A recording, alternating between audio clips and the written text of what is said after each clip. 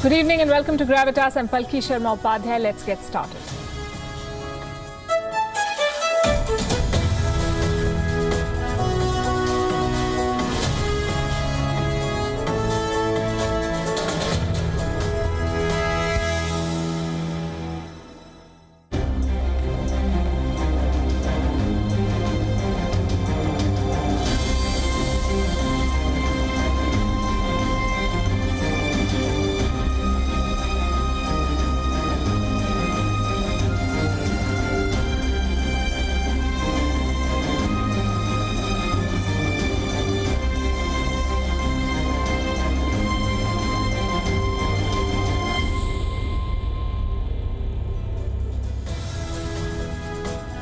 For weeks now, we've been tracking a story, the global shortage of computer chips.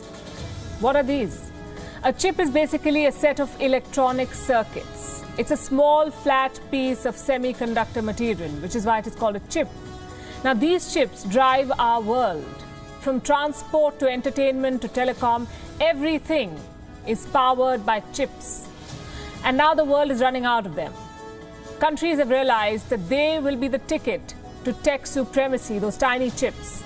So China is investing heavily in semiconductors. The US has set aside billions of dollars to produce and research chips. And India has come up with a pitch for international chip makers. Make your chips in India and get $1 billion cash incentive. Tonight on Gravitas, we look at why there's a shortage, why chips are so critical for our digital future, who is set to win this race, and how the odds are stacked for India. Also on the show, Europe's vaccine chaos continues with new restrictions on AstraZeneca. The continent has booked enough doses to inoculate its population more than twice, but has barely managed to cover 10% of the people. In China, they've turned patriotism into a fashion parade, displaying Xinjiang cotton on the runway and slamming international brands. In Ethiopia, some very disturbing details of the Tigray massacre have come out. The military shooting unarmed civilians point blank. We have the video. And the planet Uranus is emitting X-rays. What's causing this? What does it mean for science and our understanding of the planet? We'll discuss that. But first, as always, Gravitas Global Headlines. The US has hit back at Russian Foreign Minister Sergei Lavrov, who described ties between the two nations as having hit rock bottom. We can't forget Russia's ongoing aggression.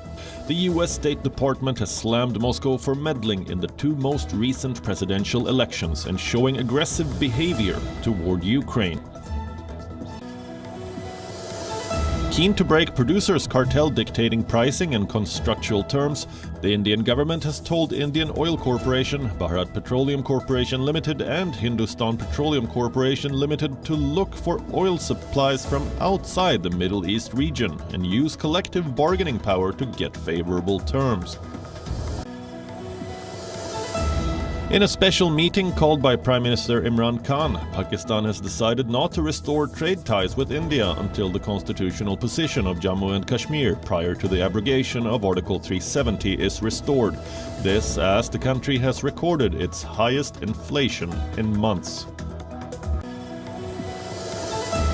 Myanmar's military junta has ordered internet service providers to shut down the country's wireless services. This as Aung San Suu Kyi is charged of breaking a colonial-era official secrets law. India continues to see a record number of coronavirus cases. The country has reported 81,466 new cases in the past 24 hours, the highest spike in almost 6 months. 469 deaths have also been recorded in the same period, the highest this year. The Philippine military has spotted illegal man-made structures on Union Banks in the South China Sea near a flotilla of Chinese fishing vessels which have gathered in recent weeks. The presence of the Chinese boats inside the Philippines' exclusive economic zone has prompted protests from Manila and sparked tensions with China. Dutch Prime Minister Mark Rutte has narrowly survived a no-confidence vote in Parliament called by the opposition over claims he lied about coalition talks. "I will work terribly hard to regain trust," said Rutte, whose party won the most seats in recent elections. Revelers clashed with the Belgian police on Thursday after thousands gathered for an unauthorized event at one of Brussels' biggest parks despite coronavirus restrictions. World number one Ashley Barty has reached her second consecutive final at the Miami Open after beating fifth seed Elina Svitolina. Barty had been taken the distance in 3 previous matches, but she struck 27 winners and broke Svitolina's serve 5 times to run away with a 6-3, 6-3 victory. She will face Canada's Bianca Andreescu in the title clash, after the 2019 US Open winner edged Maria Sakkari in a marathon 3-setter. Indian cricket legend Sachin Tendulkar has been admitted to a hospital in Mumbai after testing positive for COVID-19. The 47-year-old was one of 4 players to catch the coronavirus during the Road Safety World Series exhibition tournament for retired stars in Raipur last week. Tendulkar had tested positive with mild symptoms last Saturday, but has been hospitalized today as a matter of abundant precaution.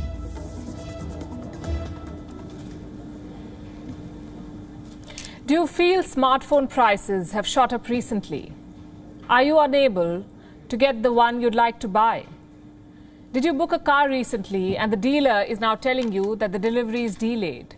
Are you having a hard time buying a new gaming console, an Xbox or a PlayStation? Tonight we'll tell you why all of this is happening, and I know we are talking about very different industries: cars, smartphones, gaming consoles. But believe me when I tell you, all these shortages are connected. There's a common factor in all these products: a tiny computer chip. And that's what the world is running out of. There is an unprecedented shortage of chips or semiconductors. And industries across the board are suffering because of this. From consumer electronics to car manufacturers, the shortage is either driving up costs or forcing companies to cut back on production. This shortage affects you more than you realize. That's because these chips drive our world now. And as we depend more on gadgets and move online in bigger numbers across the world, we'll need more chips. Right now, the demand is far more than the supply, and the production is limited to a few big players. Chip makers are spending heavily on expanding their output, and India has a pitch for them. The proposal is very simple. You make in India and you get more than $1 billion in cash incentives. Reports say India wants to offer more than $1 billion as incentives to companies who make their chips in India. The government is apparently also ready to provide assurances to manufacturers that buyers will line up for them. The report says the government will buy the chips and also set up a mandate for private players. Companies in India could be asked to buy made in India chips. Suppliers who make chips in India will be tagged as trusted sources. And these chips will be eligible for use in a range of products, from CCTV cameras to 5G equipment and everything in between. This may be a compelling offer, but it's not a unique one. Governments around the world, in fact, are subsidizing chip makers. They're all attracting them or trying to. India has now jumped into the fray. But attracting these businesses will not be easy for India. The competition is intense. US President Joe Biden, for instance, wants $50 billion, $50 billion, to boost the US chip industry. The proposal is part of his $2 trillion infrastructure plan. He plans to hike taxes on the foreign earnings of American companies to raise these funds. Joe Biden wants to spend that $50 billion budget in 2 areas. One is the production incentive, and second, research and design. The American president wants to create a national semiconductor technology center for research into semiconductors. Biden has been talking about dealing with the current shortage since the early days of his administration. In February, he met with a bipartisan group of lawmakers to discuss supply chain issues. Then he signed an executive order. It was for America's federal government to conduct a comprehensive review of supply chains for computer chips and large batteries, the ones that are used in electric vehicles. Biden called these chips a quote-unquote 21st century horseshoe nail. We've seen how a shortage of computer chips, like the one I have here, you can hardly see it, I imagine. It's called a semiconductor. It's caused delays in production of automobiles that has resulted in reduced hours for American workers. A 21st century horseshoe nail. So America plans to become an aggressive player in the world of chips. It is also discussing an agreement with Japan for critical chip components. India is in the semiconductor race as well now. So is China. In 2020, more than $35 billion flowed into China's semiconductors firms. That's an increase of 407% from 2019. You heard that right. A 407% jump in 1 year. What explains the spike? Frankly, China had no option. Until recently, China depended on the US for semiconductors. Every year, it imported more than $300 billion worth of chips from American suppliers. It was good business for US companies as well. They received 25% of their sales orders from Chinese markets. But in December last year, the Trump administration banned technology exports to Chinese companies. Joe Biden is yet to lift those restrictions. So Beijing has now embarked on a mission of self-sufficiency in semiconductors. Where does that leave us? We have a rising demand for chips, we have a shortage of supply, and a race between two big players. How should India see this? As an opportunity. India should open its doors, project itself as a worthy candidate for semiconductor companies, and play up its credentials. Remember, India is also the world's second biggest mobile manufacturer after China. It has the wherewithal to become the global hub for chips. And once that happens, India could well become a one-stop shop for tech manufacturing. So it all comes down to chips, apparently, and the world doesn't have enough of them. How is the shortage affecting the world right now? From smartphone makers to home appliances to car manufacturers, they're all struggling to produce more products. Why? Because they can't get their hands on chips. So if you were planning a high-tech purchase anytime soon, you may need to delay that. Our next report tells you why. They are everywhere, inside computers, smartphones, tablets, smartwatches, and even smart cars. But you don't see them. They are called semiconductors or computer chips, and they run everything smart in the 21st century. Right now, there is a serious shortage of computer chips. Everyone is struggling. The problem started with the pandemic, with workers staying at home and offices going online. The demand for computing devices like computers, laptops, and smartphones shot up. This triggered an unprecedented global shortage. The demand continues to expand. Automakers increasingly depend on chips for everything from improving fuel economy through engine management to driver assistance. But since there is now a global shortage, car makers had to cut production. General Motors, Ford, Volkswagen, Subaru, Toyota, and Nissan, they all are scaling back. Chips are the heart of smartphones too. They handle everything, from detecting when you switch on the device to running the software that allows you to talk to apps. Reports say Qualcomm, a major smartphone chip supplier, is now struggling to keep up with the demand. One of its biggest customers, Samsung, is warning of supply issues already. Apple supplier Foxconn expects a 10% decline in exports. The iPhone maker may face similar challenges as its competitors. Refrigerators and microwave ovens could be the next victims. That's the prediction of the president of Whirlpool Group, Jason Ai. Whirlpool Corp is one of the largest appliance makers in the world. The company said it's falling behind on its exports to America and Europe. That's because its chip deliveries have dropped by about 10%. These chips power more than half of Whirlpool's products, from microwaves to refrigerators and washing machines. By now, you would know how critical chips are to our world. They run most of our appliances, and manufacturers will only need more of them in the future. The car industry alone could spend up to 45% of their cost on semiconductors by 2030. But with only a few suppliers dominating the global market, companies are struggling with serious supply shortages. Bureau Report, WION, World is One. So what is a chip? A set of electronic circuits on a small flat piece of semiconductor material. What is causing a chip shortage? The pandemic is largely to blame. These are two things we've covered. Why is it a big deal? That's something we'll try to answer now. Why is there such a big race to manufacture chips, to produce chips among world powers? That's because technology is a force multiplier. Think of it as a cheat code in geopolitics. It helps you gain an advantage over your rivals. Technology is how a small island of a few million people forged the biggest empire in history. It's how the United States brought a swift end to the Second World War. You can match your rivals in courage and resolve, but not in technology. Every era is marked by a defining invention: the sailboat, guns, steam engines, nuclear energy, and today, tiny chips. The countries behind these inventions dominated world politics. Look at the rise of companies like Microsoft and Apple. It coincided with America's leadership of a unipolar world.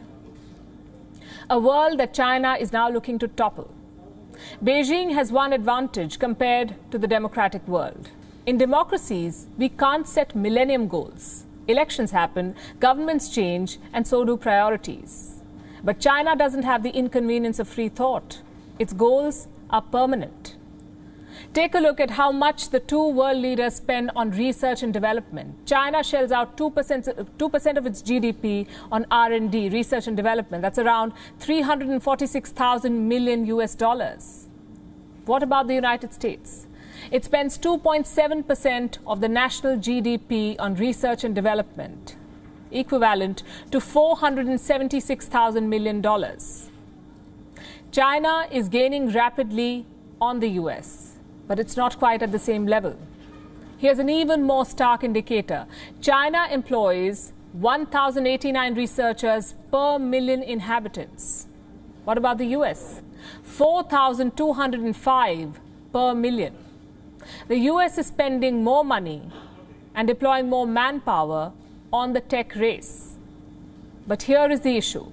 The US is a superpower on the decline. China is on the ascendancy. Trajectory is more important than absolute numbers sometimes. The only area where China leads the US right now is cybersecurity. The great electronic wall is impressive. But it's built at the altar of liberty and dissent, which is why the world is betting on China losing the tech race.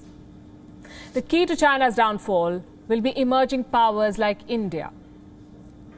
India spends around 0.7% of its GDP on research and development. That's $47,000 million US. Numerically, that just doesn't cut it. But India has an ace up its sleeve: ingenuity. Indian researchers can squeeze more out of each dollar than their peers. The space missions are the best example of this. India's Mars probe cost $74 million. Matt Damon's movie The Martian had a budget of $108 million. India has succeeded where China failed. Beijing produces cheap goods that last a lunar cycle. India has managed to combine low cost and top quality. The next step is marketing. How do you get foreign investors to make in India? A couple of schemes have already been rolled out, like the production-linked incentive scheme for large-scale electronics manufacturing. It has an outlay of around 41,000 crore rupees spread over 5 years. There's a similar incentive scheme for information technology as well. This has an outlay of 7,300 crores over 4 years. India is pitching itself as a stable and open supplier. It is reflected in India's climb up the ease of doing business ladder. But there are a couple of things that India needs to worry about and to be wary about. One is not sacrificing on ingenuity. Manufacturing is a money spinner, but you know what pays even more? inventions. The focus must remain on research and development. Deploying robots is one thing, making them from scratch is the real deal. Which brings us to the next challenge. Who makes the robots? Should the tech race be led by the government or the private sector? In Japan, Germany, the US and the UK, it's the private sector. But in India, the government outspends the private sector by $10,000 million. Capitalism has many failures. Spurring ingenuity is not one of them. India's private sector must join this race. It must bet big on Indian minds and on Indian technology. Today's geopolitical race is a race to attain the tech edge. It's at the root of military deterrence. It's the key to solving domestic problems like poverty and climate change. And as always, the race is also about coming first. As Mikhail Gorbachev said, he who comes late is punished by life. The world cannot afford to be late this time because the punishment in store is a cyber world led by a cyber bully. Meanwhile, the world is struggling with another shortage, that is vaccines. Several countries still do not have the shots they need. Some of those who have don't want to use them or are not sure about using them. The curbs on the AstraZeneca vaccine are back in Europe. France, Sweden, Finland, Canada and Germany want the youth to avoid the shot, while the United Kingdom has found that 30 blood clotting cases may be linked to the vaccine. Our next report tells you what is happening. There is uncertainty and confusion in Germany once again. A day after the AstraZeneca shot was suspended, the people who are waiting for a jab don't know what to expect next. I believe there is a lot of uncertainty among the population after the back and forth between it's approved and we'll analyze it again and then we'll take it out again. I read the paper every day, I watch the news every day, and I read on the internet. You go crazy trying to find out what's right and what's wrong. No one knows anymore, so I have to trust those who know. If you can't trust them anymore, you might as well forget it. Earlier this week, Germany suspended the use of this vaccine for those below 60 over fears of a rare blood clot. It wasn't the only one to do so. France, Sweden, Finland and Canada too want younger people to avoid the shot. In Norway and Denmark, the AstraZeneca shot still remains suspended for everyone, while the United Kingdom has now found 30 cases of blood clot events. But it still continues to use the vaccine. The head of the European Medicines Agency still backs the AstraZeneca shot. The experts have advised us that they have not been able to identify specific risk factors, including age, gender, or previous medical history of clotting disorders for these very rare events. And as I mentioned previously, a causal link with the vaccine has not yet been proven, but it is possible and further analysis is still ongoing. According to the current scientific knowledge, there is no evidence that would support restricting the use of this vaccine in any population. The constant back and forth over the vaccines is only hurting Europe. Despite booking millions of vials in advance, less than 10% of the people in Germany, France and Italy have managed to get their first dose. In comparison, by the end of March, the UK had vaccinated more than 40% of its citizens with at least one dose. Britain, at least on the vaccine front, seems to be benefiting after breaking away from the Union. Slow approvals have only compounded Europe's problems. According to a report, the European Commission struck its first vaccine contract 105 days after Britain. It approved its first shot 19 days later. The European Union has booked close to 2 billion doses. That's enough to cover its population more than twice. But the bloc has been slow to administer the doses. After its program began in December last year, it took 63 days for the EU to vaccinate 5% of its population with a single dose. The UK covered the same distance in less than 40 days. The impact of the delays is there for the world to see. A deadly third wave is now sweeping the continent. forcing several countries to reimpose lockdowns and restrictions. The UK, on the other hand, has now eased some of its restrictions. Now, with the latest round of suspensions against the AstraZeneca shot, Europe's fight against the pandemic is about to get tougher. Bureau Report, WION World is One. And we're not done with Europe. When Europe shifts right, there are no half measures. It's a full-on plunge into populism, expansionism and ethno-racial politics. Last time this happened, the world suffered. Ruthless dictators ran riot, free nations were invaded and millions died. Today, as the European left fails to deliver and the European right is re-emerging, we want to discuss what are the ambitions this time. Will the continent once again be carved up on ideological lines? First, let's give you some context. On Thursday, three powerful right-leaning politicians met in Budapest. The Hungarian Prime Minister Viktor Orban, Poland's Prime Minister Mateusz Morawiecki, and Italian leader Matteo Salvini. They were laying the groundwork for a new European project, a right-leaning political grouping within the continent. This isn't a new idea, not by a long shot. The EU Parliament already has a right-leaning alliance. It is led by the European People's Party, but last month Orban quit this alliance. He feels it is playing second fiddle to the European left. As the so far strongest right-wing party, the European People's Party has visibly committed itself to a long-term cooperation with the European left. Several millions of European citizens have now been left without a European representation. The Christian Democrats in Europe today have no proper representation, and we will be working so that these people have a voice, representation and weight in European politics.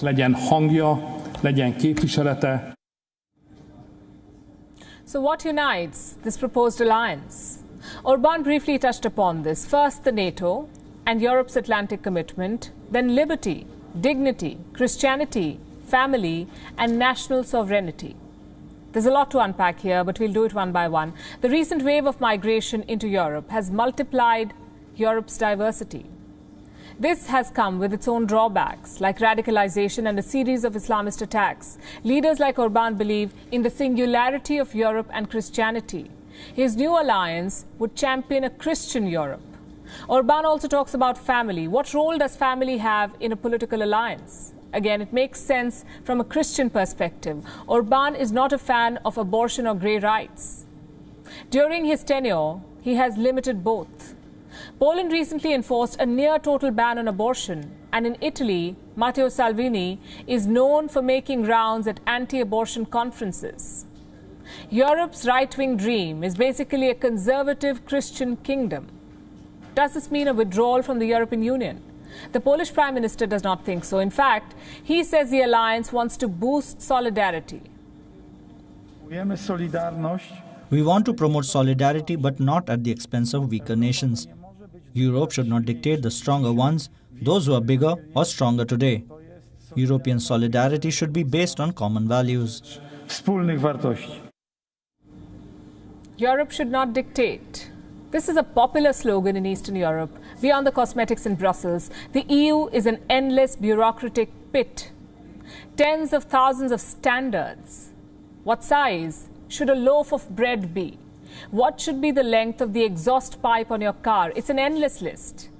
But there is an upside to this. The regulations extend to democratic practices like freedom of speech. Brussels has long accused Orban of running Hungary into lawlessness.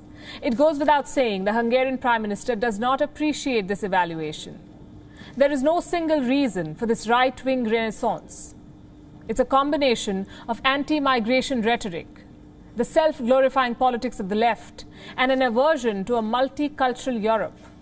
But forging this alliance is not going to be easy. Both Orban and Salvini are close to Russian President Putin. Poland, on the other hand, has a love-hate relationship with Moscow. Navigating the Russian question won't be easy. Europe is fertile ground for right-wing politics, a trend that was reinforced by the pandemic. The EU effectively cut off vaccine trade and spent big bucks to sweep millions of doses. These are classic right-wing strategies. Orbán and his allies are playing to a gallery that is already on its feet, applauding. So coming back to our initial questions, the ambitions of this new alliance are clear. A conservative Europe with regressive controls on citizens. The EU has long dictated other countries on policies. So is it going to disown these three members? That's highly unlikely. But if this new alliance does materialize, we could see some heated face-offs in the European Parliament. And with the wave of right-wing populism spreading across Europe, such a political divide could well be the end of European solidarity, or whatever is left of it. Speaking of end, China is trying to end its own economic growth. Any idea how? By pitting nationalism against consumerism. After shutting stores of international brands, deleting them from maps and removing their merchandise from e-commerce sites, China is now painting fashion shows with patriotism. Instead of flower bouquets, designers are being greeted with bouquets of cotton. Take a look at our next report.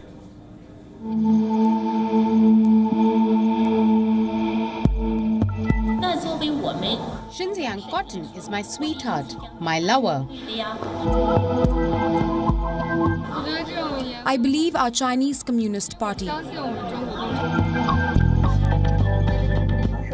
I wear Xinjiang cotton on my body and I feel comfortable. When it comes to propaganda, leave it to China to champion. Only Beijing can sell patriotism and make it look like a fashion parade. Watch. This is a runway show at China Fashion Week. And this is Zhou Li. She is the chief designer of Chinese fashion brand Sunbird. This is her latest collection. Like every other fashion show, the designer appears before the audience to take a bow with her models. But Zhou is greeted with a bouquet of cotton, not flowers. After the show, Zhou does not waste time in talking about her brand or her new line. Instead, she hits where the iron is hot. As a Chinese designer, of course, my support for Xinjiang cotton is correct. Even 5,000 years ago, Xinjiang was part of Chinese territory. Zhou is one of the many patriots supporting the boycott of international brands that have taken a stand against forced labor in Xinjiang. What sort of contributions do these countries and brands make to the world? And now she just killed two birds with one question. The nationalist outcry helped Zhou market her own label. It also earns her brownie points with the Chinese Communist Party. I have looked at many of other fabrics that brands use, and they always fail to meet the sort of requirements that I need to express myself with. The lace, the romance, the ruffled tops. Ironically, since I have always been researching functional fabrics, I discovered that Xinjiang cotton is curly and long. It's a long, staple sort of cotton. Xinjiang produces 20% of the world's cotton. It also forces ethnic minorities into manual labor in the very same cotton fields. Clothing retailer H&M recently said it would stop licensing Xinjiang cotton because it was difficult to trace how the material was procured. Other brands followed suit with similar statements. China fired back with a boycott campaign. It closed stores, delisted prominent international brands from Chinese e-commerce apps and sites, and deleted their stores from maps. Chinese celebrities joined in by cutting ties with the brands.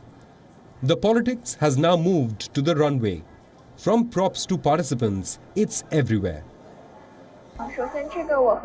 As a model, I wear Xinjiang cotton on my body and I feel comfortable. In terms of the issue of foreign brands such as H&M boycotting Xinjiang cotton, as we all know, these statements from these brands are not true. Of course they aren't. Only China can lie and make it look so fashionable. Best of luck pitting nationalism against consumerism. Not like there's an economic downturn. Bureau Report, WION World is One. In neighboring North Korea, an exodus is underway. From foreign diplomats to NGO workers, they're all fleeing the world's most secretive country. And interestingly, the Russian embassy in Pyongyang is the one to have made this revelation. It says the diplomatic missions of at least 12 countries have been shut. Here's a report on what's happening in the Hermit Kingdom.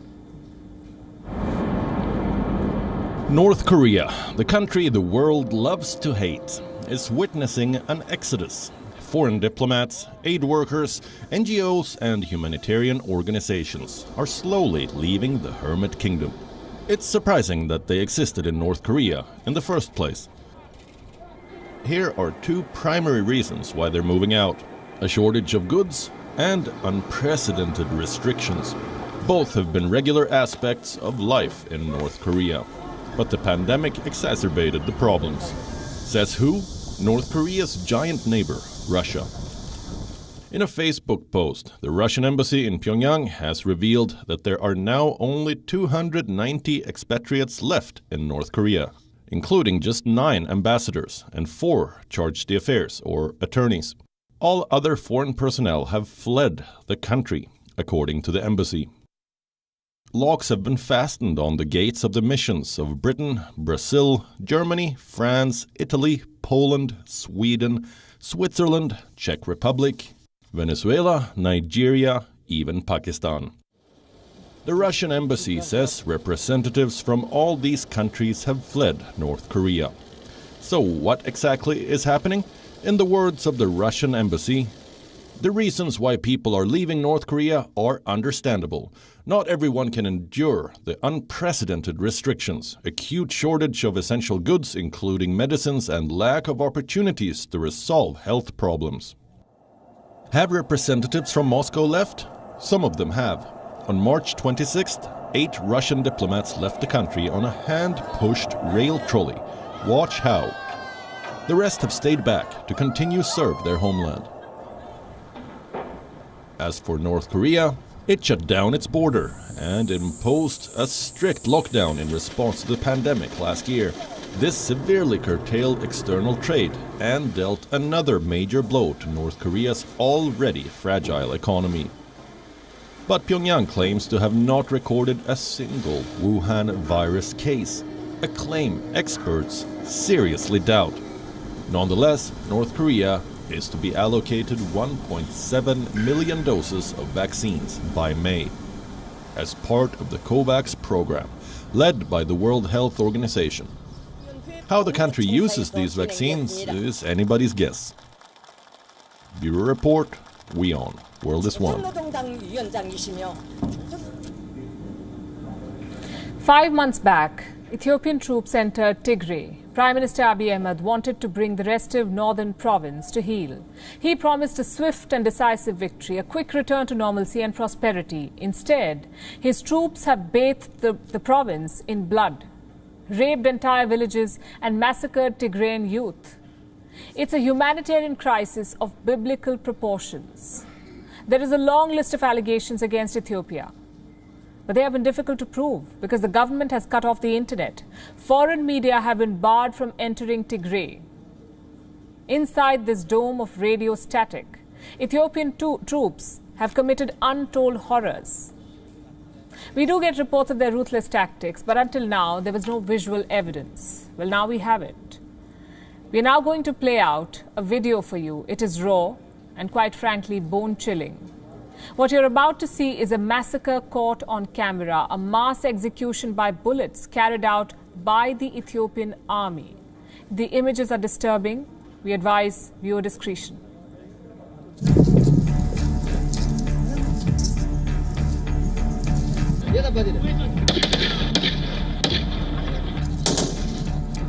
አንበሳ ጀግና ነሽ። በቃ በቂ ነው እንዳትደግም። የወያኔ ሬሳ ነው ዘረጋግፈነዋል። በቃ ሞቷል። የቱ ያልሞት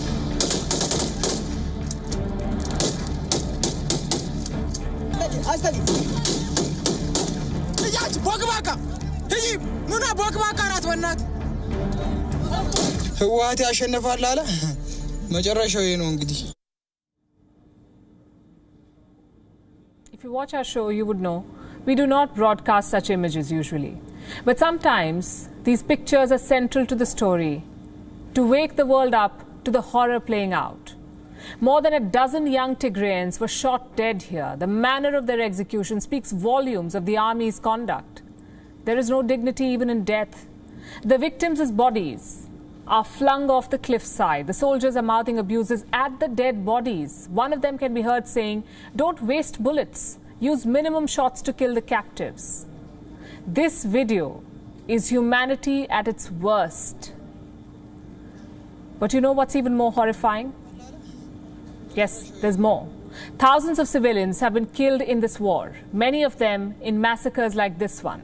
Some opposition parties claim as many as 50,000 people have died. But as we said at the start, with no internet, these reports cannot be confirmed. Informants in Tigray have compiled a list of casualties for a university in Belgium. It talks about 151 massacres, each of them with at least 5 victims. The United Nations says more than 500 rape cases have been reported in Tigray, and these are only the reported ones. They covered just 5 clinics. The actual numbers are likely to be far higher. The details of these cases are even more gruesome. In some instances, men were forced to rape their own family members at gunpoint. The army has abandoned its commitment to protect the people, and the government has forsaken justice. This is nothing short of a campaign of extermination. And Ethiopia is not alone in doing this. For months now, troops from neighboring Eritrea have also been involved. Prime Minister Abiy kept denying this until last month. He promised that foreign soldiers would withdraw under a new agreement. But what about his own army's abuses? What does Prime Minister Abiy have to say about that? He says the government will hold the troops accountable. To do that, he will have to win the war, and he's no closer to doing that than he was 5 months back. The atrocities have galvanized the Tigrayan people. The rebel army is swelling. It's a collective failing. The ethnic cleansing in Tigray is the collective failure of the world community, not just these governments. The United Nations failed to mediate. The African Union failed to dissuade Abiy. The speechwriters in Washington and London prepared excellent drafts for their leaders, strong words of condemnation, but nothing more. As for the Prime Minister himself, it's a fall from grace, and he's yet to hit the bottom. A Nobel Peace Prize winner who is now leading a war on his own people. Prime Minister Abiy will forever be remembered as the man who shredded the social fabric of Ethiopia, a merchant of peace who traded in massacres. To Taiwan, where a train crash has left 48 people dead. This happened along the country's eastern coast. The train collided with an unmanned vehicle along its route. An investigation is underway, so are rescue operations as passengers continue to emerge from a tunnel where most of the carriages lie. To everyone watching this from Taiwan, our thoughts are with the families of the victims. Situated on the tip of Taiwan's eastern coast is the city of Hualien. A rescue operation is underway here. A train has derailed after hitting an unmanned vehicle. It was the truck bed that slid onto the tracks. It collided with our train. The locomotive is destroyed. 500 people were on board the train. 48 died in the mishap. 66 have been injured, and several others are still feared to be trapped. All of a sudden, I just fell from my seat to the ground. I hit my head and it was bleeding. The train has only partially emerged from the tunnel. Much of it is still inside.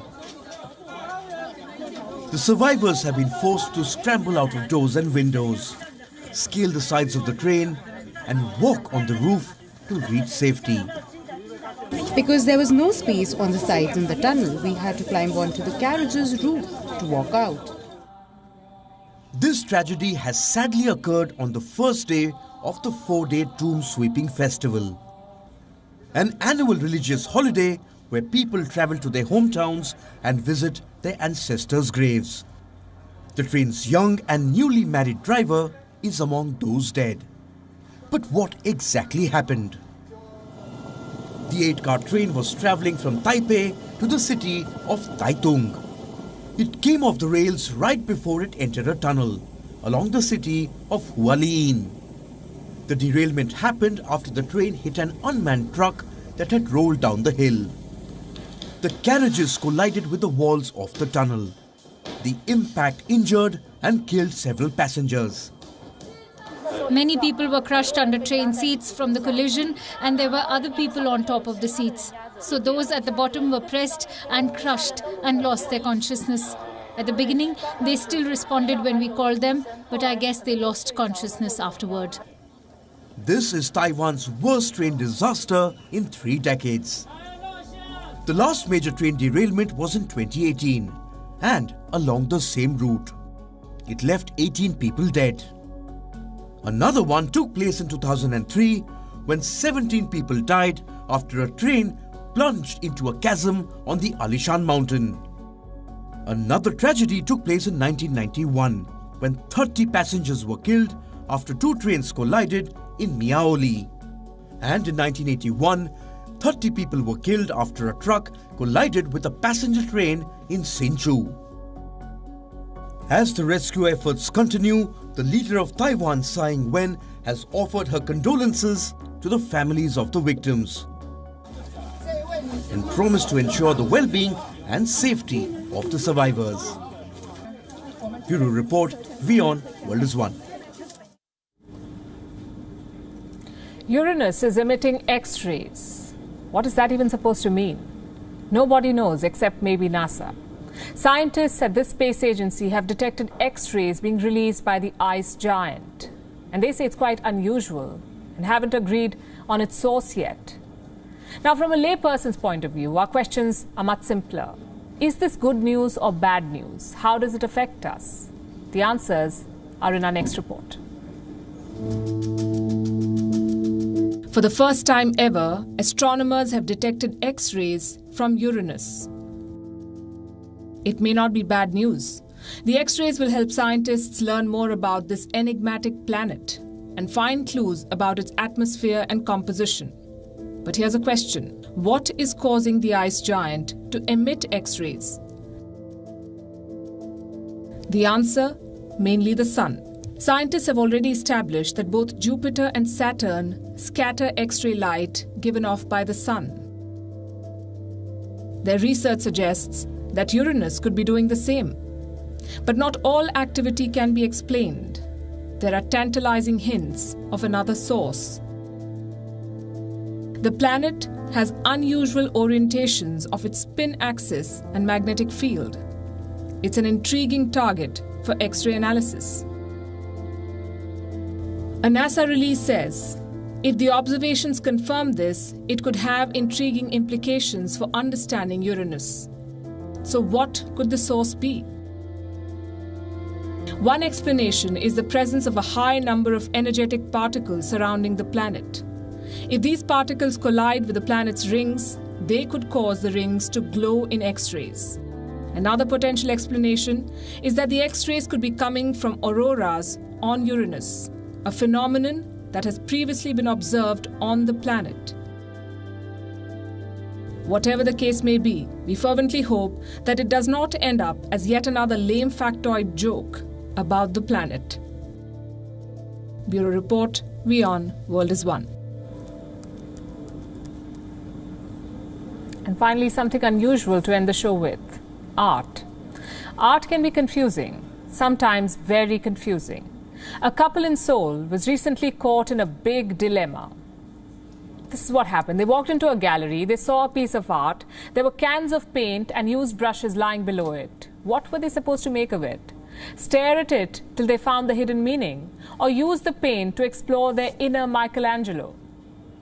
The canvas in front of them was huge, 240 centimeters high, 700 centimeters wide, enough space to accommodate their creativity. So they picked up the brushes and started painting. Look at this.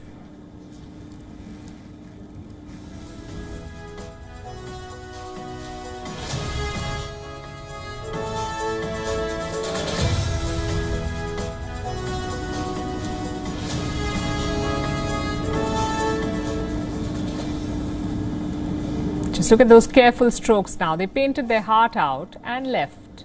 Do you see the green paint marks? That's the special touch the creative couple added. Turns out they were not supposed to. The painting that the couple painted over was a graffiti artwork by an American artist called John One. He had made the piece in front of an audience in Seoul in 2016, and the gallery kept the paint and brushes from the live performance, as is. And it made it a part of the artwork and priced all of it at $500,000. What they forgot to do was add a sign warning people that the paint and the brushes are not part of participatory art. Our staff said someone damaged the artwork, so I came here right away. We called the police and they took the paint pot and brush as evidence. To me, it doesn't look quite as damaged as he puts it. The cops arrived at the gallery, though. They saw the CCTV footage and then found the couple strolling in the mall, probably marveling at the glory of their masterpiece.